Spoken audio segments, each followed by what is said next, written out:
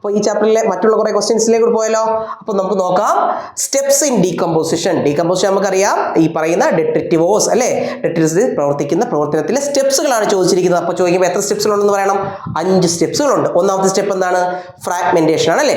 Detritus break down ചെയ്യുന്ന പ്രോസസ്സിനെയാണ് fragmentation എന്ന് പറയുന്നത്. എങ്കിൽ ആ പറയുന്ന അൺഅവൈലബിൾ സാൾട്ടായി മാറുന്ന പ്രോസസ് എന്താണ്? അത് ലീച്ചിങ് ആണ്.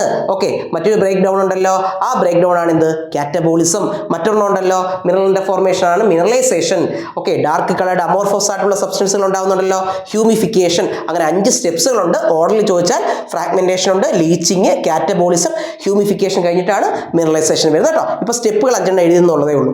Right. Next, total biomass of a living organism at a particular time. ഒരു പർട്ടിക്കുലർ ടൈമിൽ ഒരു ലിവിങ് ഓർഗാനിസത്തിന്റെ ബോഡിയിലുള്ള ആ ബയോമാസ് ഇതിനെ വിളിക്കുന്ന പേരെന്നാണ്. ഒരു പർട്ടിക്കുലർ ടൈമിലുള്ള ഓർഗാനിസത്തിന്റെ അല്ലെങ്കിൽ ആ ഒരു ഓർഗാനിസത്തിന്റെ ബോഡിയിലുള്ള ആ ബയോമാസിനെ അറിയപ്പെടുന്ന പേരാണെന്ത്? Standing crop. എന്താണ്? Standing crop. വളരെ ഇമ്പോർട്ടൻ്റ് ആണ് സ്റ്റാൻഡിങ് ക്രോപ്പ്, കൺഫ്യൂഷൻ വരരുത്. സ്റ്റാൻഡിങ് ക്രോപ്പ് എന്ന് പറഞ്ഞാൽ ഒരു പർട്ടിക്കുലർ, നമ്മൾ ട്രോഫിക് ലെവലൊക്കെ പഠിച്ചിട്ടുണ്ടല്ലേ, ഒരു ഫുഡ് ചെയിനകത്തുള്ള ട്രോഫിക് ലെവലൊക്കെ പഠിച്ചിട്ടുണ്ട്. ആ ട്രോഫിക് ലെവലിൽ ഓരോ ഓർഗാനിസംസ് ഒക്കെ വരുമെന്നറിയാം. ആ ഓർഗാനിസത്തിനകത്ത് വരുന്ന ആ പർട്ടിക്കുലർ ടൈമിലുള്ള ബയോമാസിന്റെ അളവാണ് ചോദിച്ചിരിക്കുന്നത്. അതാണ് സ്റ്റാൻഡിങ് ക്രോപ്പ്.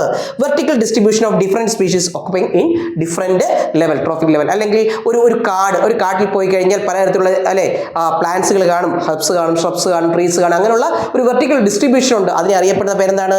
അതിന്റെ പേരാണ് സ്ട്രാറ്റിഫിക്കേഷൻ. എന്താണ് ആൻസർ? സ്ട്രാറ്റിഫിക്കേഷൻ ആണ്. ഇനി ഫാക്ടേഴ്സ് അഫക്റ്റിംഗ് ഡീകമ്പോസിഷൻ. ഡീകമ്പോസിഷനെ അഫക്ട് ചെയ്യുന്ന ഫാക്ടറുകൾ എന്തൊക്കെയാണ്? ഓക്കെ, ഏതൊക്കെയാണ് സ്റ്റെപ്സ് എന്നുള്ളത് ചോദിച്ചു. ഇനി അതോടൊപ്പം ചോദിക്കാവുന്ന ഒരു ക്വസ്റ്റ്യൻ ആണ് എന്ത്? ഏതൊക്കെയാണ് അതിനകത്തുള്ള ഫാക്ടേഴ്സ്? 2 ഫാക്ടേഴ്സ് ഉണ്ട്. ഒന്നാമത്തെ ഏതാ? കമ്പോസിഷൻ ഓഫ് ഡെട്രിറ്റസ് ആണ്. ഡെട്രിറ്റസ് നിർമ്മിച്ചിരിക്കുന്ന വസ്തുക്കൾ ഏതൊക്കെയാണെന്നുള്ളതാണ് അല്ലേ. അപ്പോൾ അത് നിർമ്മിച്ചിരിക്കുന്നത് ഈ വാട്ടർ സോളുബിൾ ആയിട്ടുള്ള സബ്സ്റ്റൻസുകളാണെങ്കിൽ പെട്ടെന്ന് ഡീകമ്പോസിഷൻ നടക്കും. അല്ലാതെ കുറച്ച് ഹാർഡായിട്ടുള്ള കൈറ്റിൻ പോലുള്ള വസ്തുക്കളൊക്കെ ആണെങ്കിൽ കുറച്ച് ഡീകമ്പോസിഷൻ റേറ്റ് കുറഞ്ഞിരിക്കും. അതുപോലെ തന്നെ ക്ലൈമറ്റിക് ഫാക്ടേഴ്സ് അല്ലേ. എയറോബിക് കണ്ടീഷനാണ് ഏറ്റവും കൂടുതൽ ഫേവറബിൾ ആയിട്ടുള്ളത് അല്ലെ, മോയിസ്റ്റ് കണ്ടീഷനാണ് ഏറ്റവും കൂടുതൽ ഫേവർ ആയിട്ടുള്ളത്. അത്തരത്തിലുള്ള ക്ലൈമറ്റിക് ഫാക്ടേഴ്സും കൂടെ എഴുതി വെക്കാം. Then expand GFC. അത് നിങ്ങൾക്ക് വേണ്ടിയുള്ള ക്വസ്റ്റ്യൻ ആണ്. അപ്പോൾ എന്താണ് GFCയുടെ ഫുൾ ഫോം എന്നുള്ളത് ഒന്ന് കമന്റ് ചെയ്യാം. ഓക്കെ.